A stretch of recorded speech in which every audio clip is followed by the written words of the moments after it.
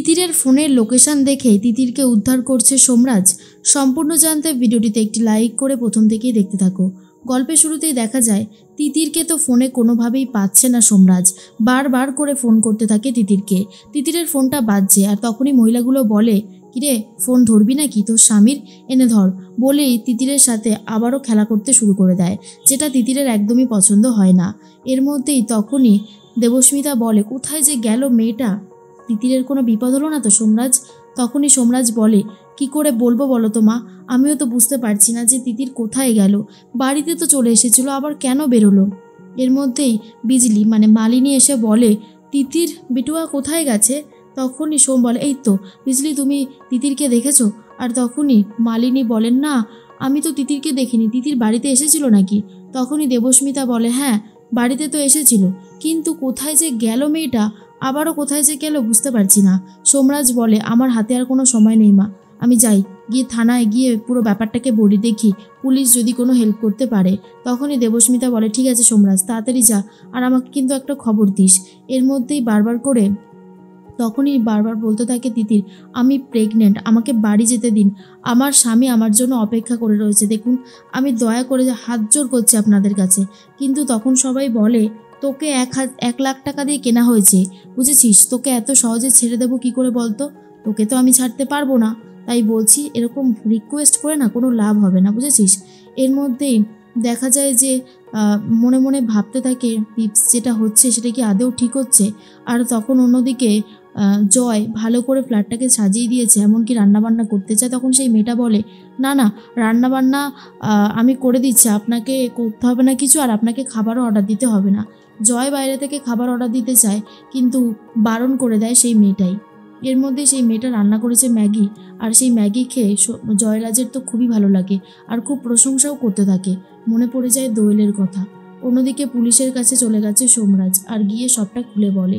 তখনই অফিসার বলে, তাহলে তিতির সিটি হসপিটাল থেকে বাড়িতে গিয়েছিল, কিন্তু বাড়ি থেকে আবার কোথায় চলে গেল, কিছুই তো বুঝতে পারছি না।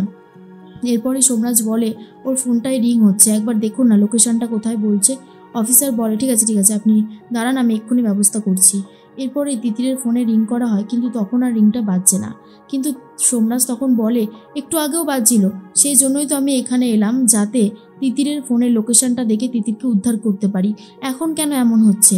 এর মধ্যেই অফিসার বলে, সোমরাজবাবু আপনি একটু শান্ত হন, আপনি বাড়ি যান, আমরা খোঁজখবর লাগাচ্ছি যে তিতির কোথায় গেছে। আপনি এরকম অস্থির হয়ে থাকলে কিন্তু আমাদের কাজ করতে অসুবিধা হবে।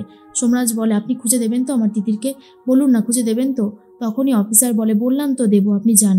এদিকে দেখা যায় তিতির তো খুব বিরক্ত করতে থাকে মহিলাগুলোকে, আর তখন মহিলাগুলো তিতিরকে ঘরের মধ্যে রেখে বাইরে চলে যায়। সেখানে একজন মহিলা ছিল খুব ভালো, সে তখন বলতে থাকে, তিতির তোমাকে এখান থেকে বার করা অতটাও সহজ না, তুমি নিজেকেই নিজে বাঁচাতে পারো আর তোমার বাচ্চাকেও, তাই বলছি এখন বাড়াবাড়ি না করে চুপচাপ খাবারটা খেয়ে নাও। আমি বলছি তো খাবারটা খেয়ে নাও, তারপর তুমি গায়ে জোর পাবে, না হলে এই শয়তানগুলোর সাথে লড়বে কি করে? তোমাকে খাবারটা খেয়ে শক্তি পেতেই হবে। তিতির তো খাবারটা খেতে থাকে আর বুঝতে পারে সোমরাজবাবু তার জন্য নিশ্চয়ই খুবই চিন্তা করছে। কি করবে তিতির, কি করে খবর দেবে সোমরাজকে, কিছুই বুঝে উঠতে পারছিল না। এদিকে মালিনীর ফোন তো বাজতে থাকে। তখন দেবস্মিতা বলে, কি হলো, তোমার ফোনটা বেজে যাচ্ছে, তুমি ধরছো না কেন? কোনো ইম্পর্টেন্ট কল হবে, ধরো। মালিনী তখন দেবস্মিতার সামনেই ফোনটা ধরেছে। তখনই সেই মহিলাটা ফোন করে বলে, আপনার কাছ থেকে 1 লক্ষ টাকা দিয়ে আমি এই মহিলাটাকে কিনেছি, কি করতে? হ্যাঁ, এই মহিলাটার তো প্রচণ্ড জেদ, এ তো আমাদের সাথে কাজ করতেই চায় না। মালিনী তখন বলে, সেটা আমি কি করব, আমার বিক্রি করার কথা ছিল, আমি করে দিয়েছি, এবার আপনারা কি করবেন না করবেন সেটা আপনারা জানেন, আমি কিছু বলতে পারবো না। এই বলেই ফোনটা কেটে দেয়। তখন একজন নতুন লোককে নিয়ে এসেছে আর তিতিরকে দেখাতে থাকে। নতুন লোকটা তো তিতিরকে খুব পছন্দ হয়। তিতির মনে মনে বলে, তোমাকে এমন জব্দ করব না, সারা জীবনে আর কোনোদিন এখানে আসতে চাইবেন না। এরপর লোকটা অসভ্যতামি করতে চাইলে তিতির ঠাস করে এক চড় মেরে দেয়, আর তখন সেই লোকটা পড়ে যায়। মহিলাটা তো প্রচণ্ড রেগে গেছে আর বলে, তোর সাহস থেকে তো আমি অবাক হয়ে যাচ্ছি। তিতির বলে, মায়েদের সাহস আপনি এখনো জানেন না ম্যাডাম, এখনো আপনার অনেক কিছু দেখা বাকি আছে। আমার সন্তানের গায়ে কেউ একটু আঁচ করলে আমি তাকে ছেড়ে কথা বলবো না। এদিকে অফিসার চেষ্টা করে যাচ্ছে কি করে তিতিরের খোঁজ পাওয়া যাবে, কি করে সবটা বার করা যাবে, কিন্তু তিতির নিজেকেও বাঁচানোর চেষ্টা করছে। আর অন্যদিকে সোমরাজ বাড়িতে চলে যায়। সোমরাজ দেবীকে বলতে থাকে, আমার সব শেষ হয়ে গেল মা, আমার বাচ্চা, আমার তিতির কোথায় গেল? তখনই দেবস্মিতা বলে, সব ঠিক হয়ে যাবে সোম, পুলিশ নিশ্চয়ই কোনো একটা খবর দেবে। কিন্তু মালিনী বলতে থাকে তিতিরের আর খবর তোমরা কোনো দিন পাবে না, তিতির রীতিমতো শেষ হয়ে যাবে এরপরে।